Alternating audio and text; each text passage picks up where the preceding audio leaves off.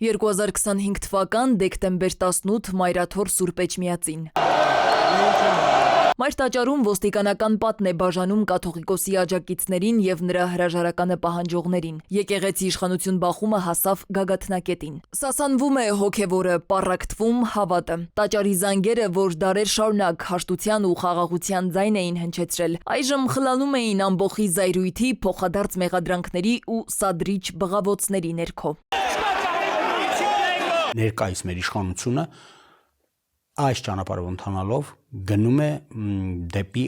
համակարգային ճգնաժամ։ Ինտելիգենցիայի շերտը զգալիորեն ավելի ուժեղ է հասարակության վրա ազդելու համար։ Եվ այստեղ շատ անհրաժեշտ է նրա մոբիլիզացված կարծիքը, այն լուծումը գտնել, որը Սողոմոնյան կլինի եւ դուրս կբերի մեզ ստեղծված իրավիճակից։ Հայը ներսից, թշնամին դրսից է քանդում մեր հոգևոր արժեքները, ասում են մասնագետները։ Բռնազավթված Արցախում ադրբեջանցիները առ այսօր քարերի հետ են կռիվ տալիս։ Թշնամին չի հանդարտվում, շարունակում է Սպիտակ Եղեռնը հիմնահատակ ջնջելով հայկական հետքը պատմական Արցախից։ Օկուպացված տարածքներում հայկական հոգևոր ու մշակութային ժառանգության վանդալիզմի դեպքեր գրեթե ամենօր են գրանցվում, իսկ դրանց ծավալները օրեցօր մեծանում են։ Պղծում, այլափոխում ու քանդում են մեր հազարամյա եկեղեցիները, վանքերն ու խաչքարերը։ Միայն թե հիմա ավելի խորամանկ են գործում։ Նորոգման աշխատանքների անվան տակ են հաշվեհարդար տեսնում ու մեր եկեղեցիները աֆղանական ներկայացնում, ինչպես դա արեցին Սուրբ Ղազանչեցոցի հետ։ Խնդիրը ոչ միայն Արցախի ժառանգությունը ոչնչացնելն է,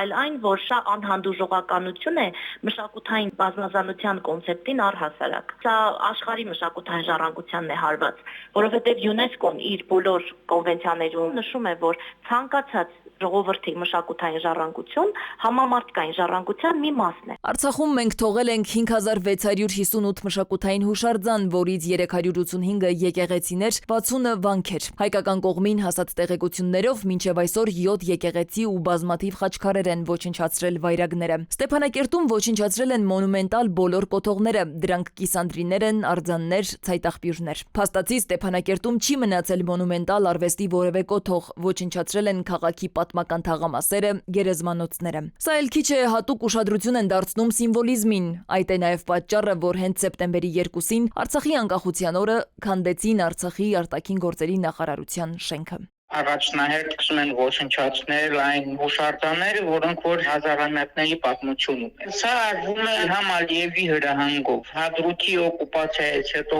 Ալիևը գտնում էր Ծակուրի գյուղում եւ հենց Ծակուրի գյուղի եկեղեցու բակից էր հրահանգել, որ պետք է եկեղեցիների խաչքարերի վրա արկա հայկական արձանագրությունը մաքրել, ներկայացնելով թե իբր հայերը դրանք հայաֆիկացրել են, այսինքն իբր այդ եկեղեցի վրա արձանագրությունները չեն եղել եւ ավելացվել են ընդամենը 91 թվականից։ Ձեռագիրը տարիներ շարունակ նույնն է, նպատակը մեկը՝ ջնջել, սրբել հայկականը։ Արցախի բռնազավթումից հետո պետությունը մատը մատին չի տվել մեր մշակութային ժառանգությունն ու հոգևոր արժեքները փրկելու, պաշտպանելու համար, պնդում են փորձագետները։ Մինչդեռ Արցախի կորստից հետո մասնագետները անդադար ահազանգում էին, որ քրիստոնեական ամբողջ ժառանգությունը վտանգված է հայոց բնորանում։ Լսող սակայն չկար, արդյունքում մշակութային վանդալիզմի այս երկարատև շղթայից հետո ունենք կոտրված, փշրված հուշարձաններ ու պղծված մշակույթ։ Նորից ու նորից հորդորում են մասնագետները,